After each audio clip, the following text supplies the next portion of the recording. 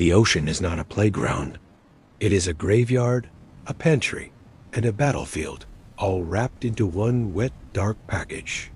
Humans like to think the top of the food chain is occupied by things we can see, like the great white shark or the orca. Look at the surface, catch a few fish, and assume we understand the whole picture. But the ocean is deep, unimaginably deep. It has layers that the sun has never touched. Zones where the pressure is so intense it would crush a nuclear submarine like a soda can. In these shadow zones, history might not be history. It might be the current reality. Imagine the ocean 12 million years ago. It was a war zone. The water was warmer, the food was bigger, and the monsters were colossal. The poster boy for this era is usually the Megalodon, the 50-foot shark, the eating machine. But the Megalodon had a problem. It was not the only giant in the pool. There was something else, something smarter, something with teeth that made the shark's serrated triangles look like toys. This rival was the Livyatan Melvillei. This creature was a whale, but not the gentle giants we watch on Discovery cruises today. This was a sperm whale on steroids, designed for one purpose: murder. It did not filter krill. It did not chase small squid. It hunted other whales. It hunted sharks. It was the only thing in the water that a megalodon would hesitate to attack. And that hesitation is what makes the story interesting today. The design of the Livyatan was terrifyingly perfect. Modern sperm whales only have teeth on the bottom jaw. They use suction to eat squid. The Livyatan had teeth on the top and bottom. These were not just teeth, they were tusks. Imagine a mouth filled with bowling pins made of enamel and bone. Each tooth was over a foot long and 4 inches thick. When those jaws snapped shut, it wasn't just a bite. It was a hydraulic press, slamming down with the force of a freight train. The battle between a megalodon and a Livyatan would have been a clash of titans. The shark had the size and the brute force, but the whale had the weapon that matters most: intelligence. Whales talk, they plan. They have echolocation that acts like biological military radar. The Livyatan could see the shark coming from miles away in pitch blackness. It could coordinate with others. While the shark was swimming on instinct, the whale was calculating angles. So, where did it go? The textbooks say the cooling of the oceans killed off the giant prey, so the giant predator starved. That is the safe answer.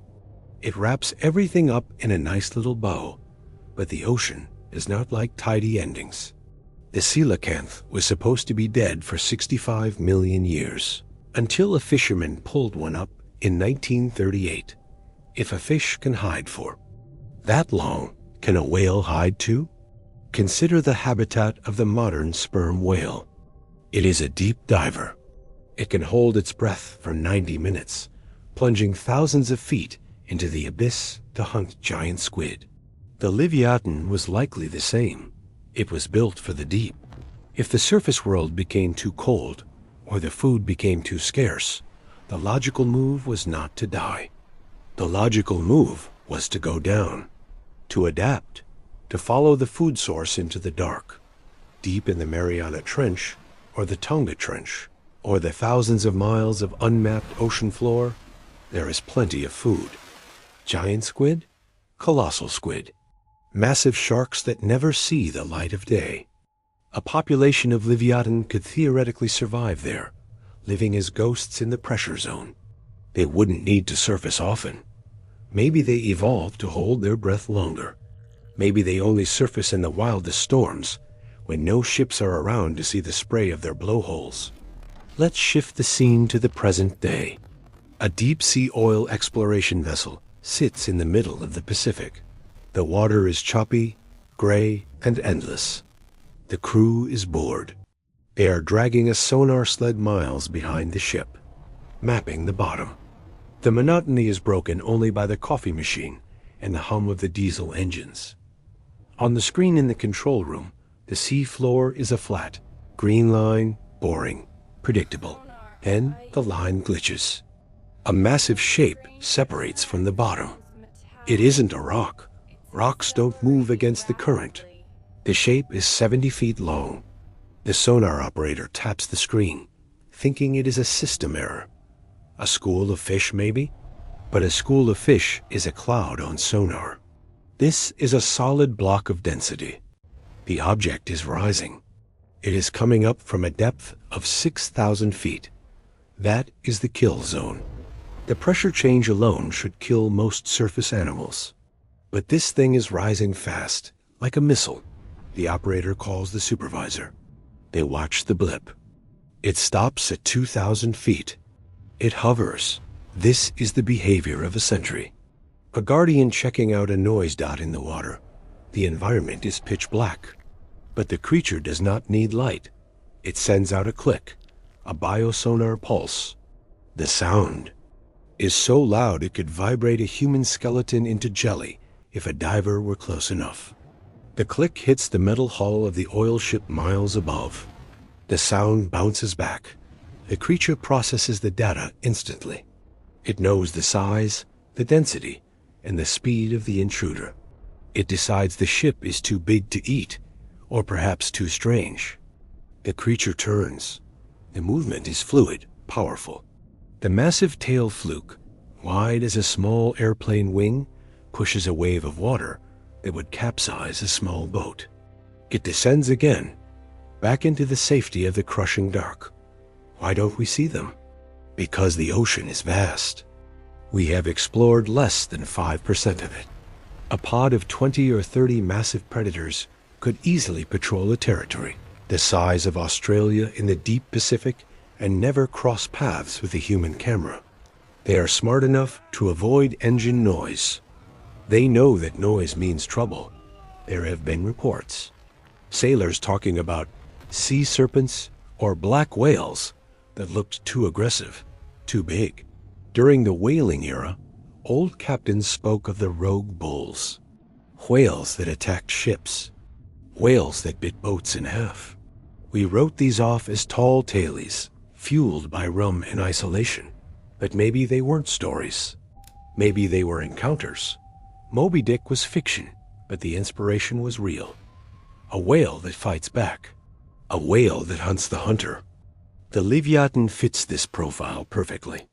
It was the apex predator of its time, and nature rarely throws away good design. The shark design has survived for 400 million years. Why would the ultimate whale design vanish after just a few million? Imagine a scenario where a modern submarine, a military stealth sub, is running silent in the Atlantic. The crew hears a sound on the passive sonar. It's not a propeller.